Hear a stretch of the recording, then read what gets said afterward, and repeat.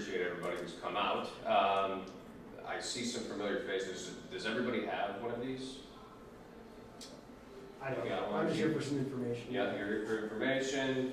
So do you have one of these as well? Yeah. Okay, cool. So, basically what I want to do is I'm just going to explain a little bit about Airthings, some of our different business units, different products we have, as well as, I was going to walk through the Corinium Pro and let you know about some different programs and services that we have.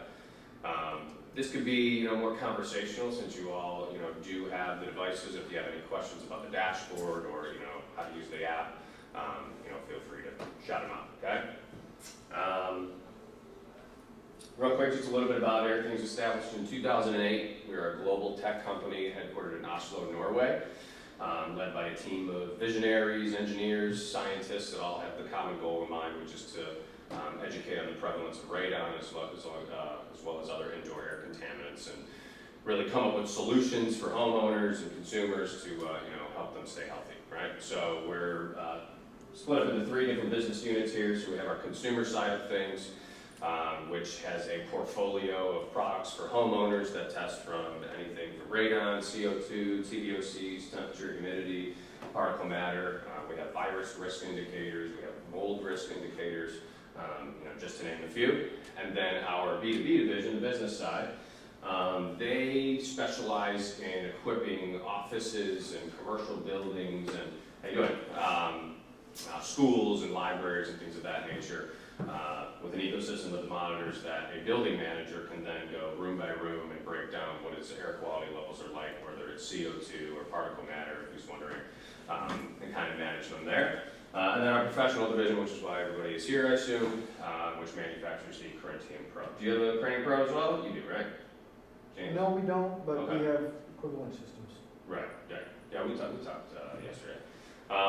So what I'll do is I'll explain a little bit about the Pro, explain the dashboard and the application, and then we have some other programs and services that I can let you know about. So Pro is actually one of the first of its kind continuous radon monitors. We came to the industry around 5 years ago with this machine, and it was the only one that was battery operated, Bluetooth enabled, that worked with an application on your phone. They're NRPP as well as NRSP certified, and you basically start, stop, generate, and create reports directly from your phone or tablet, and you can send them by email, right on site. I'll explain a little bit about the hardware. So we have 4 passive diffusion chambers within the machine that use alpha spectrometry. So alpha spectrometry is a method of measuring radon that specifically measures the alpha particles from radon and not alpha particles overall. So no cords or charging required with the machine. It's got 3 AA batteries. It'll give you over 1.5 years of battery life. Very lightweight and compact, as you can see here. It's 5.5 inches across, 5.5 inches tall, and 1.2 inches thick. Weighs about 11.5 ounces. It comes with a carrying case. Doesn't come with a tripod, but it's compatible with any normal camera tripod from the screw on the back there. Unlimited data storage. So on the device itself, you'll get about 3 years of data storage, and then all your reports that you finalized are put onto your dashboard. So you have unlimited storage on the dashboard there. We actually wipe them clean when we calibrate them, so they're working as quickly as possible. Test for radon, temperature, humidity, and air pressure. Then, like I said, it's Bluetooth compatible. Allows you to send reports directly. It's ignoring thorium, is what you're saying? Say that again? Thorium? Yes. Yeah. Okay, so that's the hardware. We're going to get into a little bit of how the software works with the dash and app, or the app and dashboard. So really the first thing you're going to do, which is what you just did a minute ago, is you're going to create your online account on your online profile. Once you've created the online profile, you then log into the application using the same credentials as you created on the online profile. The online dashboard is really for customizing your reports, managing your monitors, as well as managing any sort of employees you would have and adding them to your company so they can use your monitors, and then you can change the order of information of your templates and everything like that too. So I'm gonna dive into that and walk through that as well. manage your reports remotely. So once you finalize the test, like I've explained, so when you finalize the test on the phone, you're really just going to, that gets all put onto your online dashboard, and then you can manage that remotely. But in a nutshell, the way this is all going to work, and I know a lot of you here already have one and you're familiar with this, but you can just connect to it with your phone, and then you'll have start test down here. You start a test that way, and then once these tests are completed, you'll have generate report. You just click on generate report, go through a couple of steps, and then you'll be able to email it straight from your phone. One of the last steps is to email it from your phone. Okay? One of the newer things we added is live weather data. So you are able to view the details of the report and see what the weather was like 48 hours before the test, as well as the 48 hours during the test. So if you connected to it and you went to see details, you'll have the radon graphs here, you'll have wind speed, precipitation, as well as air pressure. That's a really neat feature. Yeah, it's cool, it's cool. Where do they get that data from? It's based off the address that was inputted into the monitor when you started the test. Okay. So it just does it from the overall area and the zip code you're in. So it'd be like essentially the nearest airport that has a reporting station. Are you saying like where do we capture it from, like what application? He's right. I believe it's Weather Underground. Okay, Yeah, all right, so yes, the answer is the nearest airport, sure. or the nearest major airport, not Right. necessarily the nearest Or, airport. or nearest weather station. Yeah, or nearest weather station that's reporting regularly to, Yeah. National Weather Service. Yep. Like my backyard. What I'll do is I can show you where you can find that on the dashboard as well. So this is going to be the first page of your dashboard. These are all of your tests that you've completed. I've got 3 pages of these here. So basically you can come in here and generate reports from this. If this is anything that you finalized already, you can generate a CSV file. You can edit the information, or you can choose to view the details of the report. And then towards the bottom, so here you can generate an edit, and then towards the bottom you'll have your weather data right here. So you can download the weather report, weather information, temperature, air pressure, wind speed, and precipitation. Okay. If I back up here, this is where you are going to customize your templates, if you would like to. We have default templates here. I obviously have one that I've favorited. Yeah, but So when you're compiling this report, you say everything is on your dashboard, so I have a copy of everything on my computer. correct.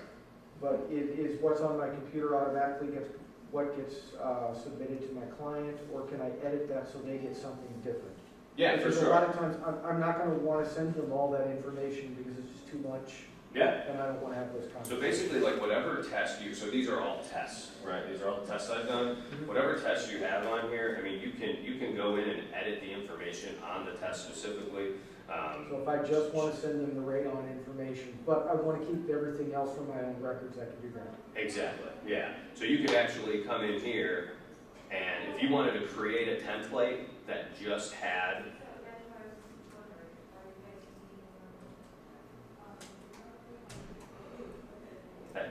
the radon levels on it, you can basically just come in here.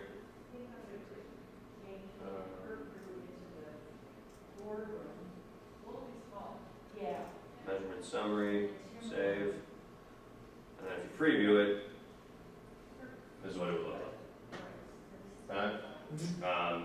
And then per test, like if you wanted to, send this test to a customer, you would basically choose the different template that you created with just the radon level. Okay. And then you have a template with a bunch of information on it as well. I'll say from experience, the ones that have preloaded in there are pretty cool because it hits all the major categories Yeah. for the standards. I mean, if you look at the ANSI standards, it requires certain things in the reporting, and those things are in there already, so it's pretty easy to just click it, upload it, answer a couple questions, and then there it is. Yeah. So this simplified report template, it was widely asked for by some of our customers to just make it look like the old, because we had an old application, this is the newer version as of a year and a half ago. So this simplified report template is exactly what the old template looked like, or the same order of information. It's not going to look the same. But the basic time-sensitive template, I would say, is the one that's most widely used. And that has, all the information you need on it. What we're working toward as well is developing templates for states that have, different rules and regulations of what they need on their reports. Like I know in Minnesota, they need some sort of checklist on their reporting. Our customers have created their own way of doing that, but we're moving towards doing that as well as with Illinois and Iowa and Pennsylvania as well. One other thing I wanted to show you up here is the export data history. So if you live in a state where you gotta report quarterly or weekly or yearly with the state of what your radon levels are, you can basically come in here, pick the time or the date range that you want to capture the data from, and then it'll export it into an Excel file, and you'll have everything you've ever had on the report just in an Excel file, and you can use that to report with the state, or if you just wanted to see it. Okay, this is where you're going to manage your monitors. So when you got a new monitor, you just go ahead and add it here, name it, type in serial number, and it'll add it to your company. And then what you'll do is log into the app, and when you're within Bluetooth range, it'll show up as something to confirm. You just confirm it, and then you're able to use the monitor. So any monitor you add to your company is unusable by any other company unless you've given them permission to use it. So let's say one of them went missing for some reason, if it was sold on eBay or at the pawn shop, wherever, and that person tried to use it, it would give them a notification that this belongs to another company. We would obviously know that it's been gone missing because you could report it with us, and we could try to get it back for you that way.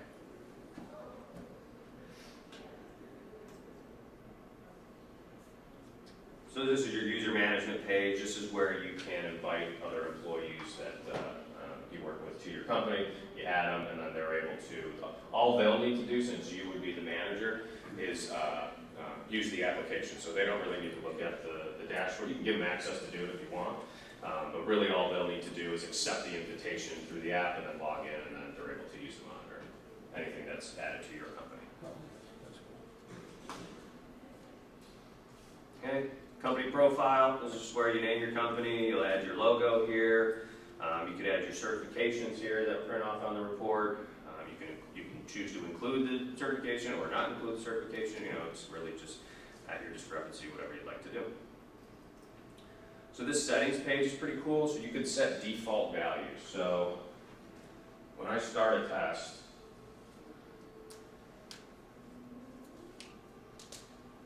if I'm starting a test, you got to name the data set, but then there's an option to set a delay time, and then the option to set the measurement duration. If you're always doing a 4-hour delay and you're always doing a 48-hour test, you can just come in here and set that as a default, and then it'll automatically, pop up there on the app every time you use it. Yep. Question on the default delay. How long does it normally take the signal on the Perennium Pro to ramp up? If you're in an average radon house, 4 or 5 picocuries, is 4 hours necessary, or is 1 hour adequate? For the delay time? Yeah. The way I learned it from the NRPP course, it's recommended 4 hours for secular equilibrium for the monitor. That's just a general guide for all monitors, but how long does it actually take the Perennium? Is it 4 hours? It's going to give you a reading after an hour. So, Yeah, but it's a recommended guideline. I'll determine it myself then. Right. Yeah, if you're what state in North Carolina, Yeah. I don't know what the regulations are like there or anything, but it's kind of at your own discrepancy. So like my femto monitors, if I put a 1 hour delay on, I'm fine. But Sure. nighttime monitors, 15 minutes is fine. Sure. Yeah, you don't have to put any delay. It's going to give you a reading. Yeah. It's just that's what would be recommended. I don't know if you follow the closed home conditions as well. If you could set a 12-hour delay too if you'd like to. Sometimes you have to do closed that. doors conditions. Yeah. Some other things you could do here is, you could put any sort of room type you want in here, and then you could set, if you're always in a basement, floor options. You're always on the first floor or whatever. Says kitchen up there, Say that again. kitchen is an option. And, Shouldn't be. and, room type? Yeah, I just saw that. Shouldn't be. but- Sure. Yeah, it is in there. Obviously, you're probably never gonna put it in a kitchen, but, so what you can do is you'll just take that out. It's not moisture sensitive though, is it? You'll just take that out, sorry, the device itself? Yeah. What do you mean by moisture sensitive? Well, if it is in the kitchen, is running water or anything in the area gonna affect it like it would a charcoal canister? Or No, I wouldn't say that, no. In open homes, it's oftentimes, in That's some new exactly modern what I open was homes, it's yeah. oftentimes difficult to discern Yeah. where the kitchen begins and ends. That's what- With the front, And with the so, living room, yeah, yeah. and so, Especially with that new that would be a construction reason of apartments, leaving there's kitchen really in just there. one area. Yeah, And if you put it in the kitchen because of that circumstance, then in the remarks, you simply remark why. Yeah.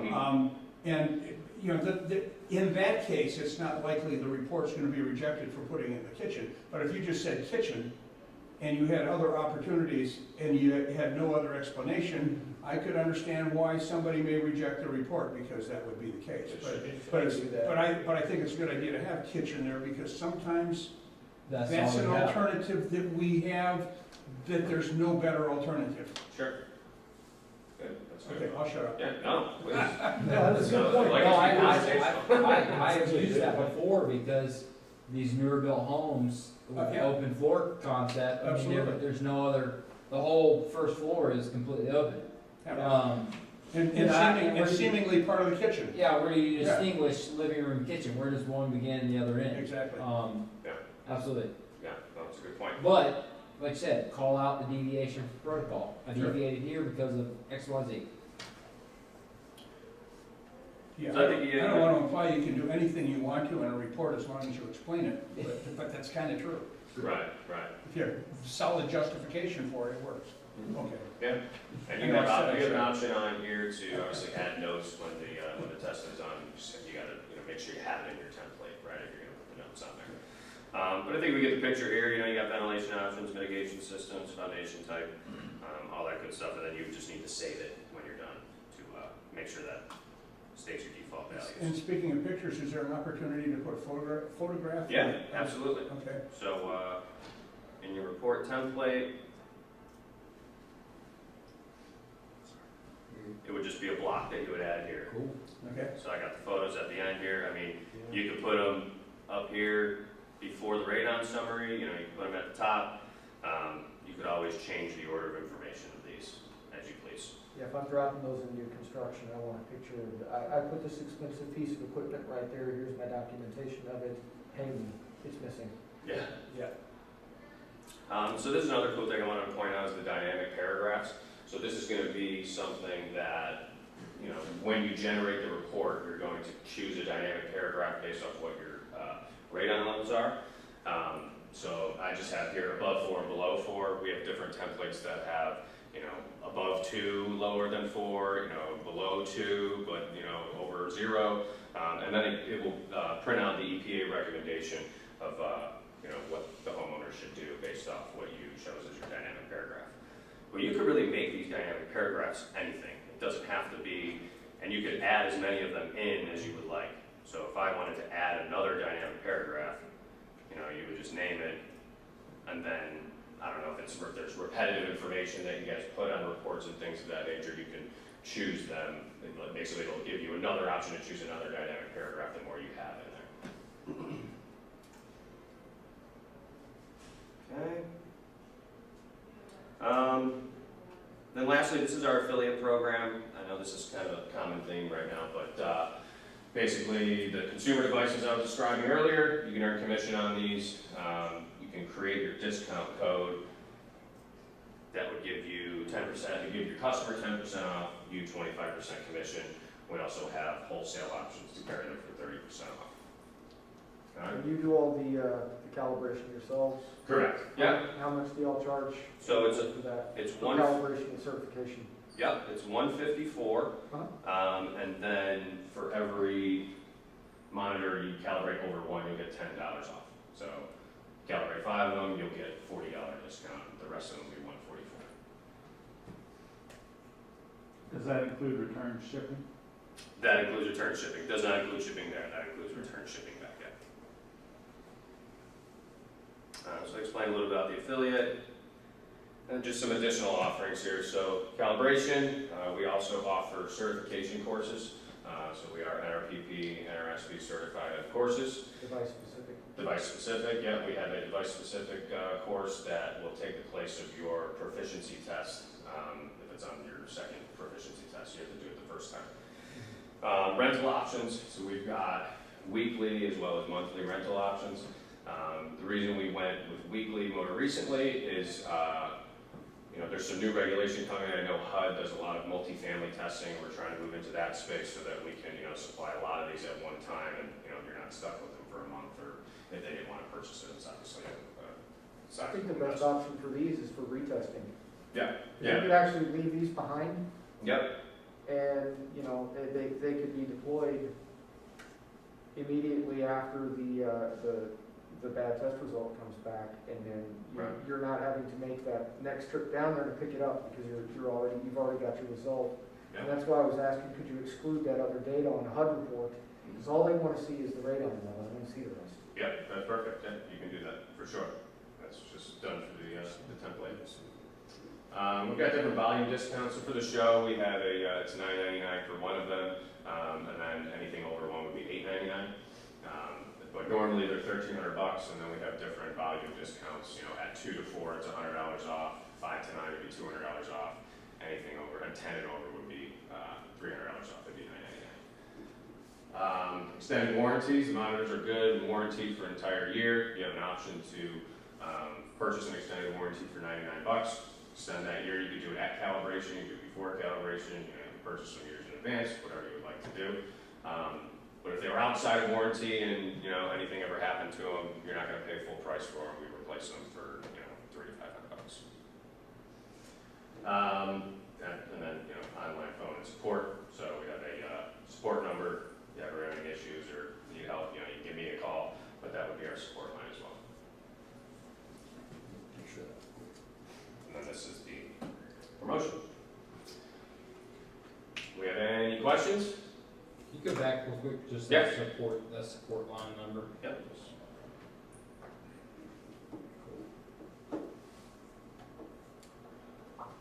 Are they drop resistant? I wouldn't call them resistant, but they're, Sure. you could drop it on the floor and, it's not gonna fall apart. But if you hear something rattling around in there, If it does get knocked over, would that be covered by a warranty, or would that be Yeah. something separate? it would be under warranty. Yeah, Would you be boned on that, or would that be covered? that would be tough. If we do drop one, say on this floor or whatever, is there any way we can tell immediately whether the accuracy was affected? It would blink red if there was something wrong with it. There's a motion Yeah. detector that activates in the report. Correct, yeah, you can print out the motion statements as well. Shame on me for coming in late, so I probably missed the No opening problem. comment where you said what technology the device uses. Yeah, so it uses alpha spectrometry, Great. 4 passive diffusion chambers with alpha spectrometry. Yeah. And sensitivity-wise? Say that again? Sensitivity-wise, readings per hour? Yeah, so we calculate sensitivity and accuracy not by counts per hour, but with standard deviation. So Okay. the standard deviation is plus or minus 7% at 0.1 picocuries after 1 day, and then after 7 days, it's plus or minus 5% at 0.01 picocuries. The standard terminology is counts per hour. Is this somewhere around 11 counts per hour per picocurie per liter? It's around 4. Is that all?